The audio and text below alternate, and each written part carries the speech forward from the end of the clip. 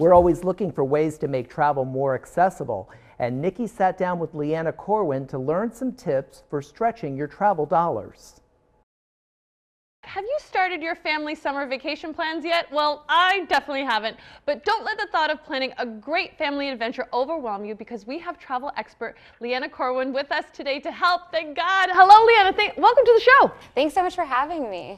So, Liana, I know for a solo trip, I can kind of just book it at the last minute, but if I'm planning a family trip, how far in advance do I need to kind of get my act in gear?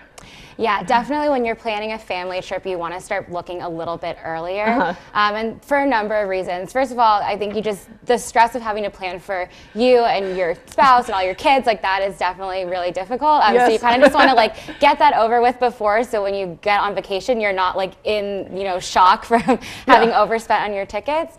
Something that I recommend doing is starting to look early and not necessarily book early. So what that means is right now is actually a really good time to start tracking prices for those destinations that you want to get to this summer. Because if you book at the right time, you could save up to 40% on your ticket. And there are a lot of services out there, Hopper is one of them, that will keep track of flights for you and send you notifications when they drop to their lowest point. Oh, that's very good. Okay, I'm going to start doing that. Now, should I book my tickets along with everybody else, or is there a kind of another trick that I should do?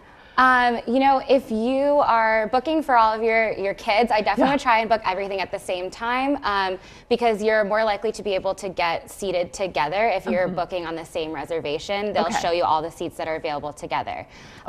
So that's definitely something I'd recommend doing if you're trying to get everyone in the family together. Okay, good.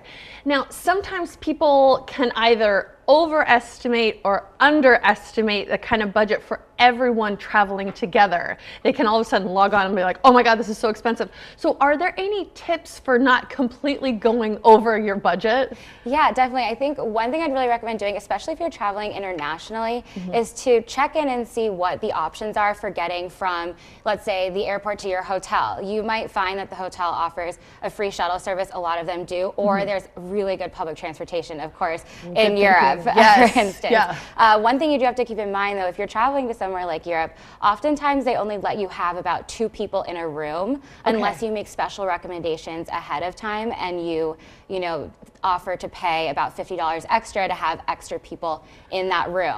So you need to call the hotel in advance, because you don't want to get there and then have to pay for a whole new room rather than just paying extra to get people inside it. Okay, so really you should start looking and planning ahead. Well, speaking about Europe, what are some of the other kind of hot destinations for family traveling this year? You know what's really interesting is Bora Bora topped the list as the #1 most tracked destination. Really? So far, in the data, we haven't seen exactly where people are booking for the entire year, but that was a destination at the top of everyone's list, which is really exciting, and hopefully, families do get the chance to go all the way there. But we're also seeing some closer beach destinations that are really popular as well. Places in Hawaii or Florida. So I like it. Where can people find more information? So if you're interested in Hopper, you can definitely go to hopper.com and you'll see all of the data that I just told you there, and we'll also be able to inform you about how to book those flights. All right, I got to plan my trip to Bora Bora. We'll be back in just a minute. That sounds amazing. Long flight with little ones, but I think it would be so fun once you got there, right? I can't believe it was the #1 most top destination people were interested in this year. All those hotel rooms that are in their own villas right on the water, and then you just wake up and jump out into the water. So.